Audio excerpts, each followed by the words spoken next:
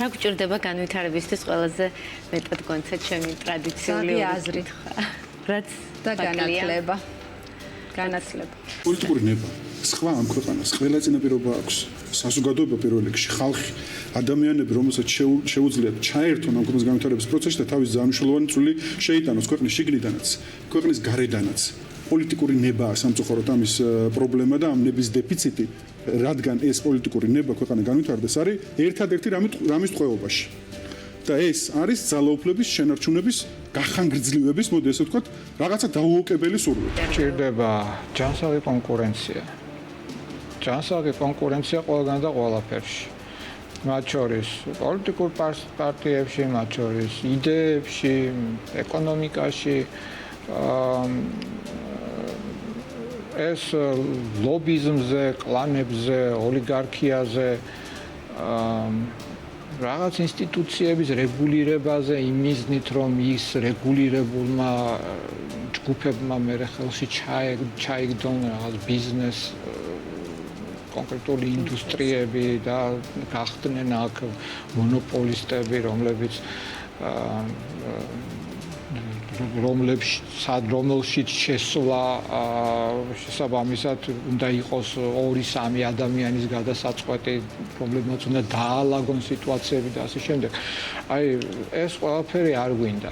ქვეყანას კიდე იგივე დაგიტოვებთ იმასაც რაც ვამბობთ რა რომ განათლება ესე რჩება ჩვენთვის ყველაზე მნიშვნელოვანი თემა და რეალურად განათლება ამ შემთხვევაში ამორჩევის განათლება გვაქვს პირველი რიგის ამოცანად იმისთვის რომ სწორი არჩევანი გააკეთოს. საფინანსო სექტორისთვის და ეკონომიკისთვის განჭვრეტადობა შემდეგი მოქმედებების არის ერთ-ერთი ყველაზე მნიშვნელოვანი ნაწილი. ამის უზრუნველსაყოფად არის მნიშვნელოვანი მინიმუმ ვიცოდეთ ის მოქმედებები, რა მოქმედებებიც იქნება შემდგომში. სრულად გულისხმობ მაგალითად რა ცვლილებებს უნდა ველოდოთ, რა მათ შორის აკანონმდებლო ცვლილებებს, მათ შორის მარეგულირებლის მხრიდან.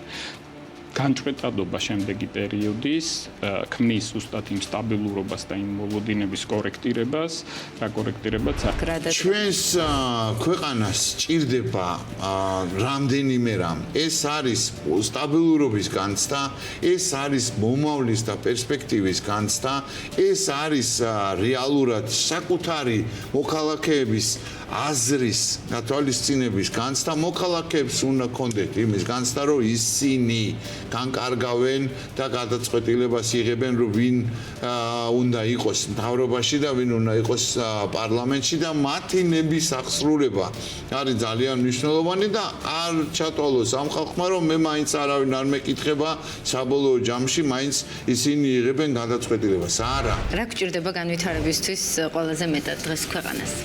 ტრადიციული კითხვა. აი მე ვთვლი რომ სასამართლო ხელისუფლება. როცა სახელმწიფო სტრუქტურების მიმართ ესეთი უნდობლობაა, როცა სხვადასხვა მაგალითებით წმუნდებით, რომ რაღაცეების ინტერპრეტაცია ისე ხდება, რომ რაღაცა კონკრეტულ პარტიებს და ჯგუფებს მოერგოს, რა თქმა უნდა, ეს არ არის სწორი სურათი, პოლარიზაციაც არის ის, რაც აფერხებს ამ ქვეყანას, იმიტომ რომ განვითარება რაღაცა საერთო მიზნის დასახვის გარეშე მე წარმომადგენლად მიმაჩნია და ჩემაზე ვჩები, თუმცა ის რაც ამ ქვეყანას უნდა, ალბათ არის იმ ადამიანების ნების ასრულება პირველ რიგში, რომლებიც ფიქრობენ, რომ ჩვენი რაღაცა სახელმწიფოებრივი მოწყობით და ჩვენი ყოველდღიური რაღაცა ცხოვრებით უნდა ვიყოთ ევროპის ნაწილი. განვითარებისთვის გვჭირდება იმის კარგად გააზრება, რომ სახელმწიფოს ცენტრი ჩვენ ვართ, რიგითი მოქალაქეა და იმაზე დიდი პასუხისმგებლობა, დიდი პატივი არ არსებობს, ვიდრე იყო რიგითი პასუხისმგებლიანი მოქალაქე, აქტიური მოქალაქე, რომელიც